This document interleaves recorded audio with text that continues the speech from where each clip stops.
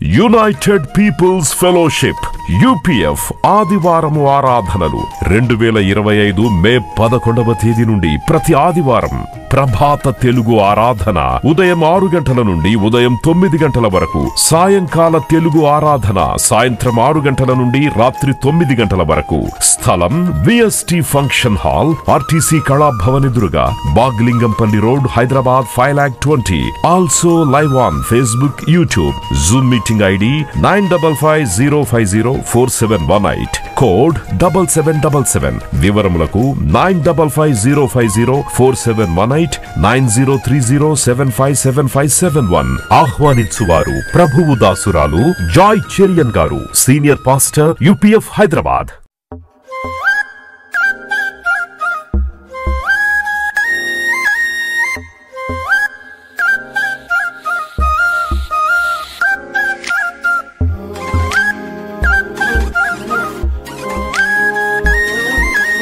దేవుని బిడ్డలందరికీ కూడా ప్రభు పేరట శుభములు తెలియజేస్తున్నాను. కొన్ని నామములు ఈరోజు మనం ధ్యానిద్దాం. ఈరోజు 1 యోహాను 2వ అధ్యాయము 1వ వచనంలో ఉత్తరవాది అనే నామం ఉంది. ఆ వాక్యం నేను చదువుతాను. నా చిన్న పిల్లలారా, మీరు పాపం చేయకుండాటకై ఈ సంగతులను మీకు రాయిచున్నాను. ఎవడైనాను పాపం చేసినట్లా నీతిమంతుడైన యేసుక్రీస్తును ఉత్తరవాది తండ్రి యొద్ద మనకున్నాడు. ఉత్తరవాది అంటే ఇంగ్లీష్లో అడ్వకేట్. అంటే మనకందరికీ యేసు ప్రభు ఉత్తరవాదిగా ఉన్నాడు. అంటే మన పక్షమున వ్యాజ్యమాడడానికి, మన నిమిత్తము మరి తండ్రి యొద్ద విజ్ఞాపన చేయడానికి బాధ్యత వహించే ప్రభు ఉన్నాడు అన్నమాట. ఆయన పేరు ఉత్తరవాది. మనకు పరలోకంలో ఒక అడ్వకేట్ ఉన్నాడు, భూలోకంలో కూడా ఒక అడ్వకేట్ ఉన్నాడు. భూలోకంలో ఉన్న అడ్వకేట్ పేరేంటో తెలుసా? ఉత్తరవాది, పరిశుద్ధాత్ముడు. పరలోకంలో యేసు ప్రభు ఉత్తరవాదిగా ఉన్నాడు. భూమి మీద మనకు పరిశుద్ధాత్ముడు సహాయకుడుగా ఉత్తరవాదిగా ఉన్నాడు. అంటే we have 2 advocates. Every believer has 2 advocates, 1 in heaven, 1 on earth. 2 advocates ఉంటే నీ కేసు గెలుస్తుందా ఓడిపోతుందా? తప్పకుండా గెలుస్తుంది. అందుకే యేసు ప్రభు బిడ్డలకు ఎప్పుడు జయమే, ఎప్పుడు జయమే. అంటే విజయోత్సవంగా మనల్ని ఊరేగిస్తూ మరి దేవుడు ఇలాగూ మనకు సహాయకుడుగా ఉన్నాడని అర్థం.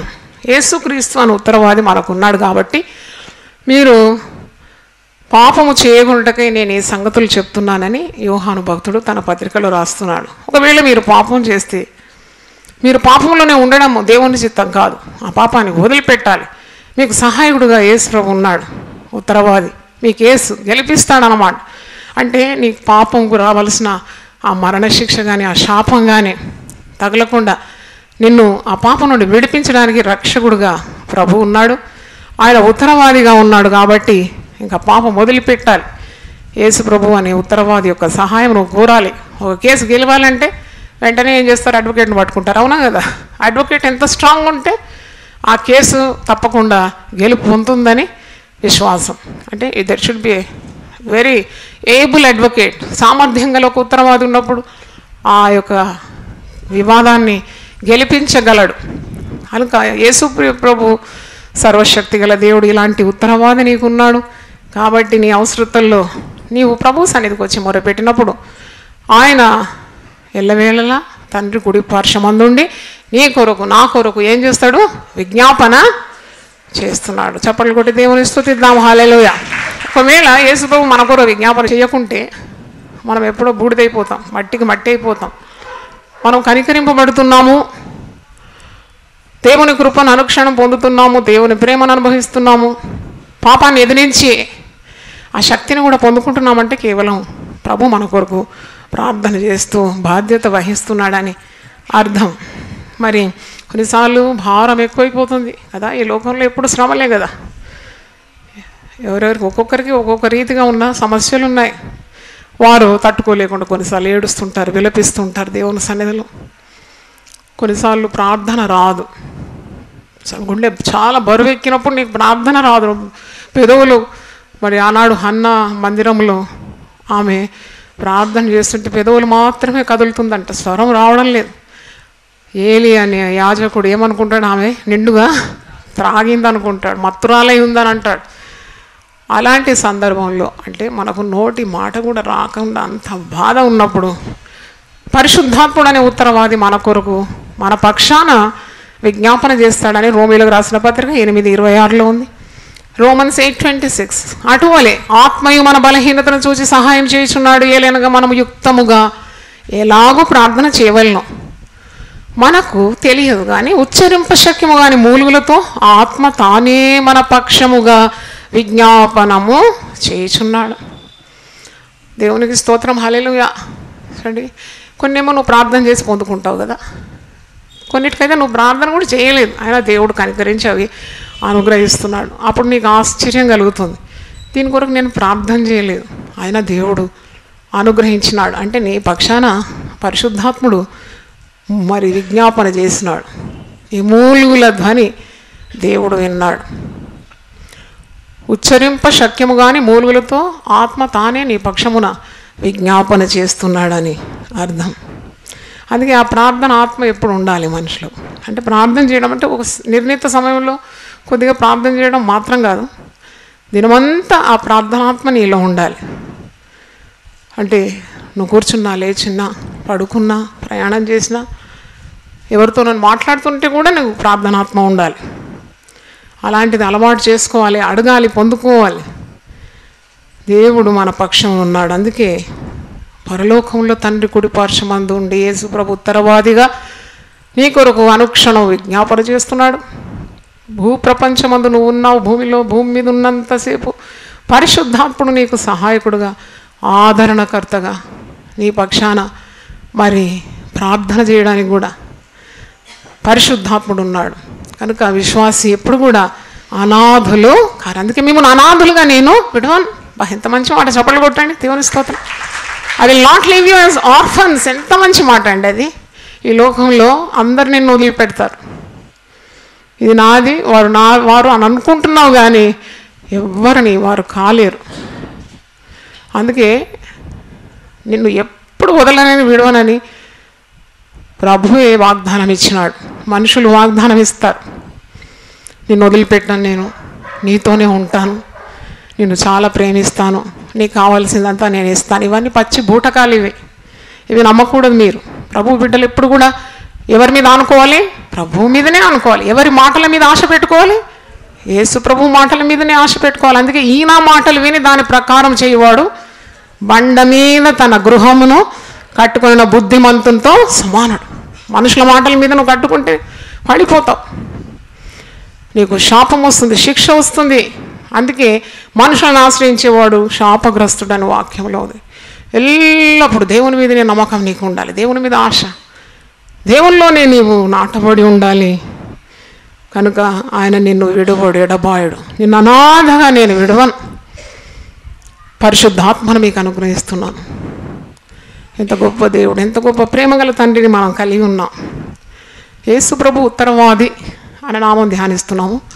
స్టెఫెన్ను రాళ్లతో కొట్టినప్పుడు యేసు ప్రభుని గురించి స్టెఫెను మరి చాటిస్తున్నప్పుడు అపోస్తల కార్యం 7వ అధ్యాయంలో మరి యూదులు ఆయన రాళ్లతో కొడుతున్నారు. తండ్రి కుడిపార్శ్వం కూర్చున్న యేసు ప్రభు ఒక్కసారి లేచి నిలబడతాడు అన్నమాట. ఆ మాట చాలా అద్భుతంగా ఉంది. ఏ వచనంలో చెప్పండి? 7వ అధ్యాయం. ఆకాశం తెరవబడి తండ్రి కుడిపార్శ్వమందు కూర్చున్న యేసు ప్రభు నిలిచి ఉన్నట్టు చూస్తున్నాడు దర్శనం. అతడు పరిశుద్ధాత్మతో నిండుకున్న వాడై ఆకాశం వైపు తేరి చూచి దేవుని మహిమను యేసు దేవుని కుడిపార్శ్వమందు నిలిచి ఉండుట చూచాను. కుడిపార్శ్వమందు కూర్చొని ఉండటాన్ని మనం వాక్యంలో చదివినాం.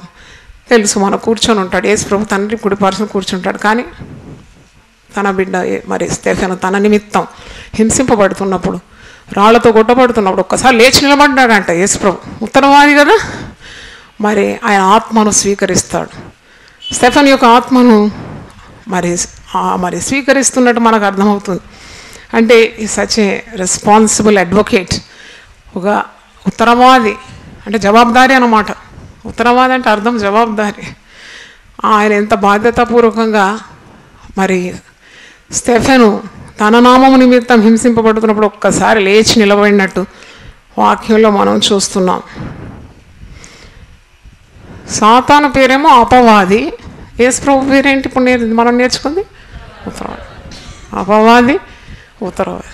ఉత్తరవాది ఏమో నీకు సహాయం చేస్తాడు, నీ పక్షాన వ్యాజ్యం ఆడుతున్నాడు, నీ కొరకు విజ్ఞాపన చేస్తున్నాడు, నిన్ను దీవిస్తున్నాడు, నీ ప్రార్థనలు వింటున్నాడు, నీ మనవులను తండ్రి అయిన దేవునికి తెలియజేస్తున్నాడు. మనం ప్రార్థన చేసేటప్పుడు కూడా తండ్రి అని చెప్పి అనేకమైన అంశాలు తెలియజేసి యేసు నీ నామం, యేసు ప్రభు నీ కుమారుడైన యేసు నామములో అడిగి వేడుకుంటున్నాం. అంటే we can reach father only through Jesus. తండ్రిని చేరుకోవాలంటే యేసు మార్గం కనుక నీకు సహాయకర్తగా ఉన్నాడు. అపవాది నిన్ను కీడు చేసి, నీకు పాడు చేసి, నిన్ను మోసం చేసి, నిన్ను శిక్షలో శాపంలో నెట్టివేస్తున్నాడని మర్చిపోకూడదు. యేసు నామములో నీవు ప్రార్థన చేసి విడుదల పొందుతున్నావు. పాపంలో ఉండేవారు పాపంలోనే నిలిచి ఉండకుండా మొరపెట్టాలి రక్షణ కొరకు. చూడండి, if you fall in sin, నువ్వు అక్కడే ఉండాలా. అందుకే యోహాను పత్రికలో 1 యోహాను 2:1 అంటున్నాడు, నా చిన్న పిల్లలారా, అంటే మీరు ఇంకా ఎదగలేదు వాక్యంలో, మీరు ఇంకా చాలా కార్యాలు నేర్చుకోవాలి. చిన్నపిల్లలారా, మీరు పాపం చేయకుండా ఈ సంగతులను మీకు రాయిచున్నాను. పాపం చేయకూడదు, డోంట్ సిన్. ఆజ్ఞ అతిక్రమము పాపం. ఏ విశ్వాసుడు ఈ మాట జాగ్రత్తగా వినండి. No believer should have that much guts to do sin. నువ్వు పాపము చేయడానికి తెగించే అంత ధైర్యం నీకు ఎప్పుడు రాకూడదు. అదే దేవుని భయం. దేవుని భయం అంటే అదే. నువ్వు దేవుని భయపడాలి, దేవుని ఆజ్ఞలో భయపడాలి, పాపానికి దూరంగా ఉండాలి. పాపం నీకేం మేలు చేయదు కదా, మరి ఎందుకు పాపానికి నువ్వు బానిస కావాలి? నువ్వు సత్యం తెలుసుకున్నావు, నువ్వు స్వతంత్రంగా అయిపోయినావు, తిరిగి నువ్వు పాపం చేసి దాస్యం అనే కాడి క్రిందికి రాకూడదట. దాస్యం అన్నమాట. ఈ పాపం అంటే దాస్యమే. సాతాను నేను లొంగ తీసుకొని నీకున్న దీవెనలన్నీ పోవడం కాదు, స్వాతంత్రత కూడా నష్టం అయిపోతుంది. కాబట్టి ఏనాడు కూడా నువ్వు పాపం చేయకూడదు. శక్తి అడగాలి దేవుణ్ణి.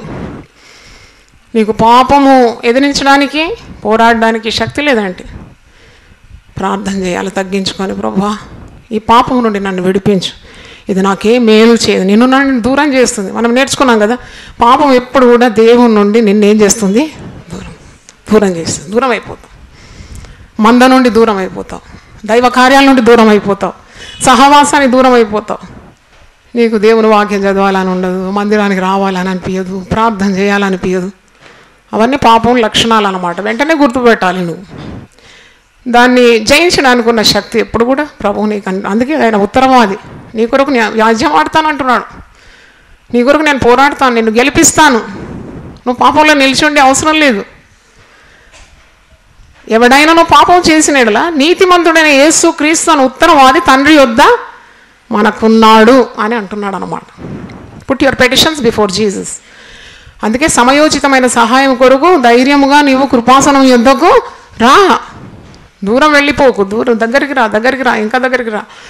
The more you become close to God, the more far away you'll be from sin. పాపానికి అంత దూరంగా అవుతావు, దేవునికి అంత దగ్గరగా అవుతావు అని అర్థం. ఉత్తరవాది అంటే అడ్వొకేట్ అని చెప్పినాను కదా. ఇంకో నామం, అందరి హృదయములను ఎరిగి ఉన్న ప్రభు. అందరి హృదయములను ఎరిగి ఉన్న ప్రభు. ఇది అపోస్తలుల కార్యం 1:24 పేతురు అంటాడు ఈ మాట. వారు 12 మంది శిష్యుల్లో ఒకడు యూదా ప్రభువును మోసగించి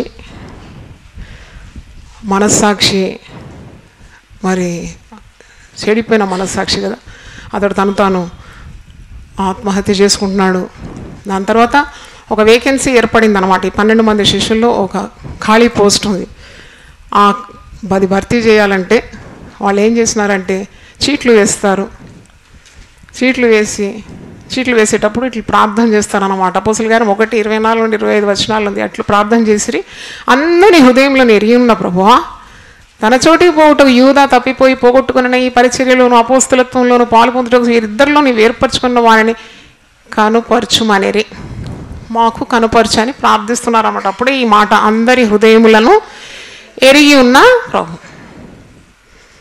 అందరి హృదయములు ఎరగండి. నాకు ఈ మాట ధ్యానిస్తుంటే అనిపించింది అన్నమాట కదా. అందరి హృదయం ఆయనకు తెలుసు. He knows every heart. హృదయము అన్నిటిలో మోసకరమైనది, ఘోరమైన వ్యాధి గలదండి. అంటే నీ హృదయంలో ఉన్న వ్యాధి, నీ హృదయ పరిస్థితి, ఇవన్నీ దేవుడు చూస్తున్నాడు. ఇప్పుడు పాడినాం కదా, ఆయనకి ఎన్ని కన్నులు? 7 కన్నులు గలవాడా. సర్వలోకంలో ఆయన కన్నులు తిరుగుతున్నాయి అన్నమాట. ప్రతి జీవిని చూస్తుంది అన్నమాట. అందుకే మనము దేవునికి విరోధంగా పాపం చేయకూడదు, భయపడాలి పాపం చేయడానికి. పిల్లి ఏం చేస్తుందంటే కన్ను మూసుకొని పాలు తాగుతుందట. మరి లోకమంతా చూస్తున్నారు కదా, కానీ పిల్లి ఏమనుకుంటుంది, నేను పాలు తాగితే ఎవ్వరూ చూడడం లేదు. అంటే మోసపోకుడి. అందుకే మోసపోకుడి. దేవుడు వెక్కిరింపబడాడు. మనుషుడు ఏది విత్తనో ఆ పంటనే కోస్తాడు. ఏది విత్తుతావు అదే ఎక్కువ కోస్తావు, ఇంకా విత్తినంత అంటే ఎన్నో రెట్లు ఎక్కువ కోస్తావు. కాబట్టి నువ్వు చాలా జాగ్రత్తగా ఉండాలి. అందరి హృదయములను దేవుడు తెలిసి ఉన్నాడు, ఎరిగి ఉన్నాడు కదా. He knows the intense. కొన్నిసార్లు మనం చేసే మంచి పనులు ఇతరులు చూస్తుంటారు, నువ్వు చేసే క్రియలు చూస్తుంటారు, కానీ హృదయంలో ఏముందో, నువ్వు ఏ ఉద్దేశంతో చేస్తున్నావు వాళ్ళకు గుర్తుపట్టడానికి శక్తి లేదు. Man sees only the action అంట, but God weighs the intention అంట. మనిషి ఉట్టి నువ్వు చేసే పనులు చూస్తున్నావు, చాలా బాగా పని చేస్తున్నారండి అని అంటారు. నువ్వు ఏ ఉద్దేశంతో, నీలో స్వార్థం ఉందా, నీలో మరి ఇంకేదైనా ఆశలు ఉన్నాయా, ఇవన్నీ కూడా దేవుడు చూస్తున్నాడు. కాబట్టి దేవుని దృష్టిలో నువ్వు పరిశుద్ధంగా ఉండాలి. అప్పుడు మనుషుల దృష్టిలో కూడా నీవు పవిత్రంగానే ఉంటావు. దేవుని స్తోత్రం. మనుషుల దృష్టిలో ఒకలాగు, దేవుని దృష్టిలో మరి నువ్వేమీ దాచలేవు. ఇంటిలో ఒకలాగు, బయటలో ఒకలాగు, ఎన్నాళ్ళు ఈ మోసం కదా. కాబట్టి యథార్థంగా ప్రవర్తించడం నేర్చుకోవాలి. యథార్థంగా ప్రవర్తిస్తే నీకు ఏ మేలు ఆయన కొదువ చేయడు కదా. కాబట్టి నీవు ఇది గమనించాలి. అందరి హృదయంలో ఆయన గుర్తుపడతాడు. ఆయన అభిషేకించిన దైవ సేవకులకు కూడా అలాంటి శక్తి ఉన్నది.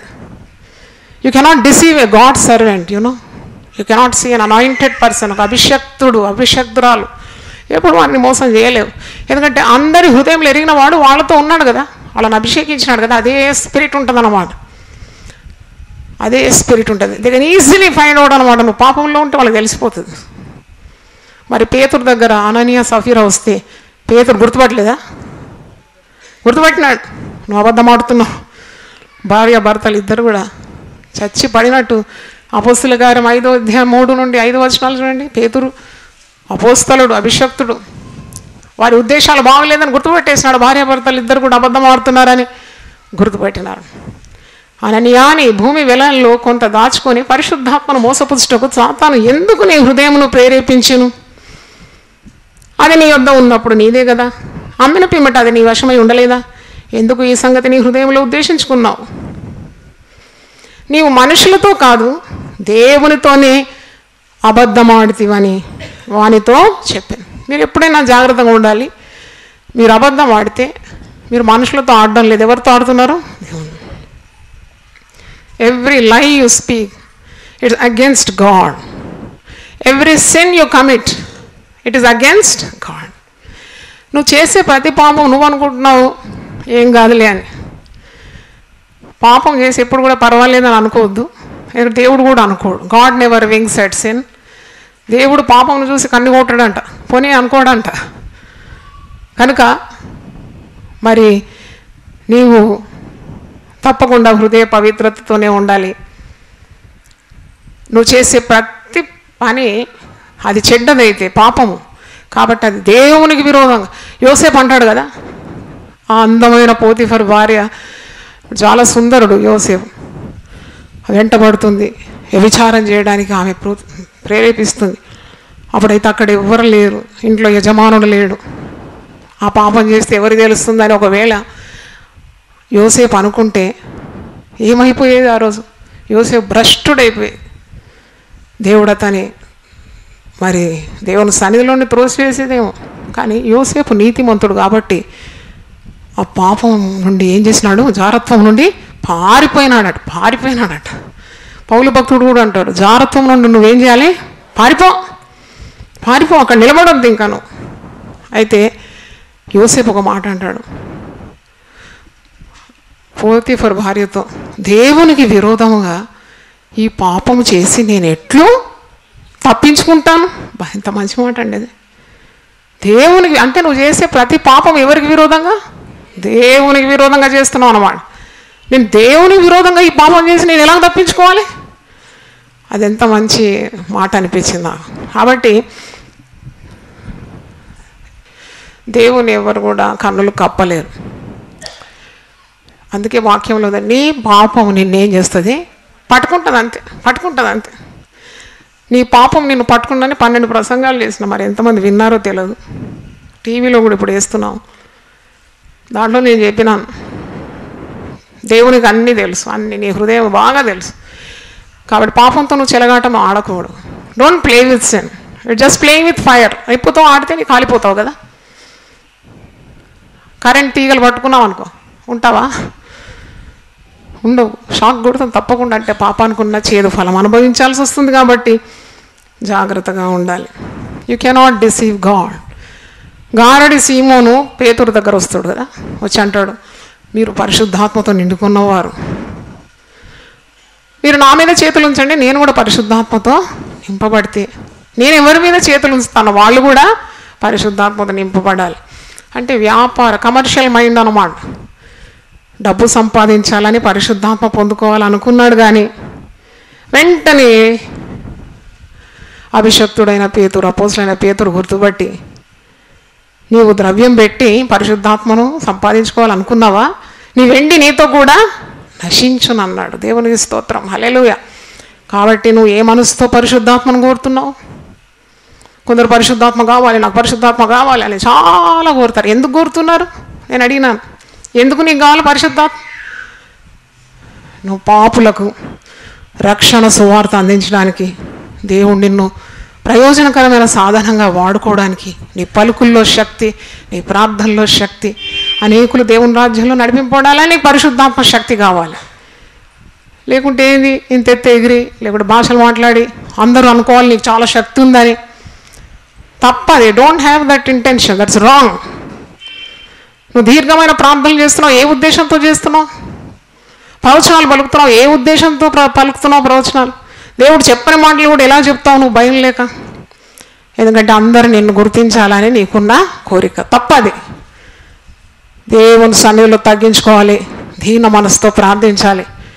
సుంకరి పరిసయ్యులు ఇద్దరు వచ్చి ప్రార్థించినారు కదా, ఎవరి ప్రార్థన దేవుడు అంగీకరించినాడు? సుంకరి ప్రార్థన. పరిసయ్యుడు చాలా దీర్ఘంగా ప్రార్థించినాడు. 7 మార్లు నేను వారానికి 2 సార్లు నేను ఉపవాసం ఉంటాను, నా ధనాన్ని నేను బీదలకు ఇస్తున్నాను. ఎవరికి కావాలి అవన్నీ? దేవుడు వినాలి నీ ప్రార్థన. నువ్వు ప్రార్థన చేసేటప్పుడు నీ ఉద్దేశం, నువ్వు ఎవరి సన్నిధిలో ప్రార్థిస్తున్నావు? భయం లేదా నీకు? సుంకరిలాగా తగ్గించుకో.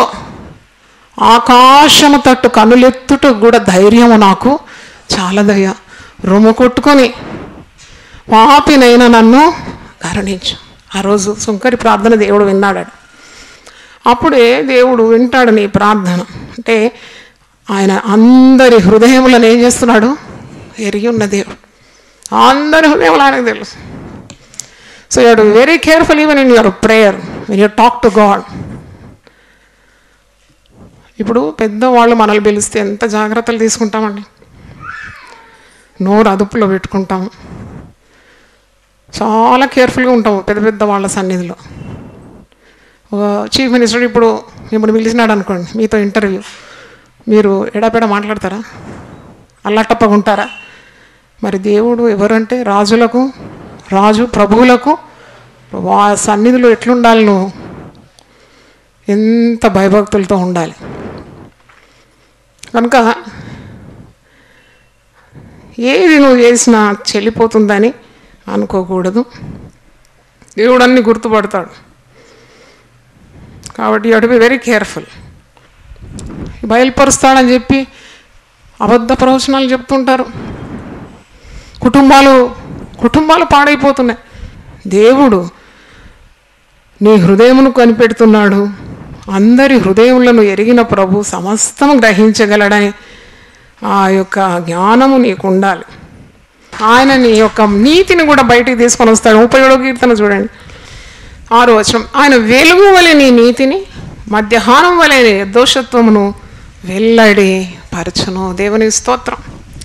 నీ గొప్పతనాన్ని కానీ నీ మంచితనాన్ని కానీ నువ్వు చాటించుకునే అవసరం లేదు. You need not talk even one single word about your self. నీ గురించి నువ్వు ఒక్క మాట కూడా పలకన అవసరం లేదు. హెచ్చించువాడు దేవుడు, నీ హృదయాన్ని ఎరిగిన వాడు దేవుడు. అందరి కన్నులు ఎదుట నేనేం చేస్తాడు? గొప్ప చేయగలడు. దేవుని స్తోత్రం. He can do marvellous things.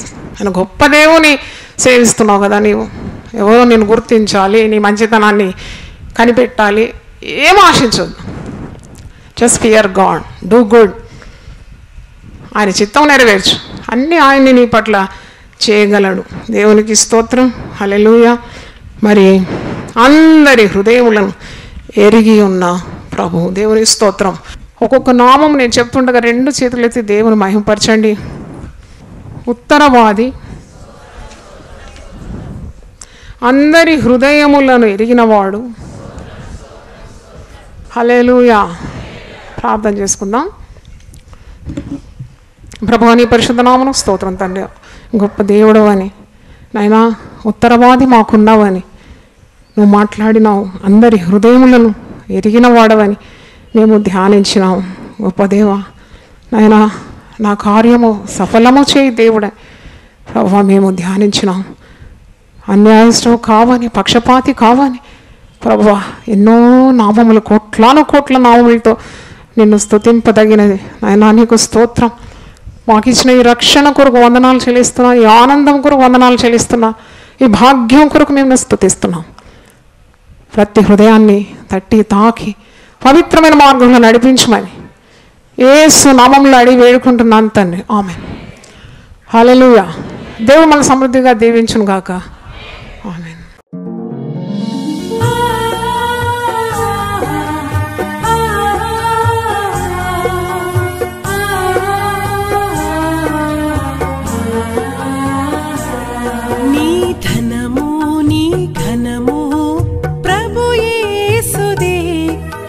దశమా భాగము నీయ వెనుదీతువా.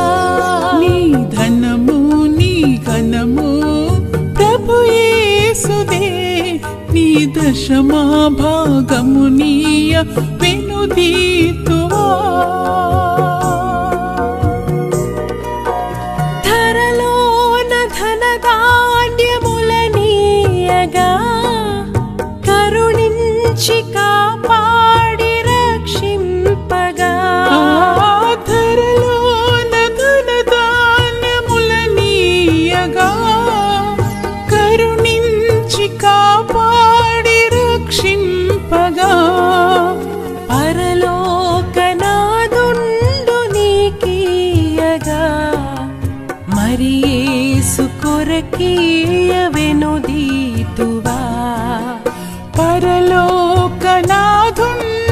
నీకీయగా మరి యేసు కొరకీయ వెనుదీతువా. నీ ధనము నీ ఘనము ప్రభు యేసుదే. నీ దశమా భాగము నీయ వెనుదీతువా. పాడి పంటలు ప్రభువు నీకీయగా కూడు గుట్టలు నీకు దయచేయగా. పాడి పంటలు ప్రభువు నీకీయగా కూడు గుట్టలు నీకు దయచేయగా. వీడంగ ప్రభు యేసు నామంబును గడువేల ప్రభుకీయను క్రైస్తవా. వీడంగ ప్రభు యేసు నామ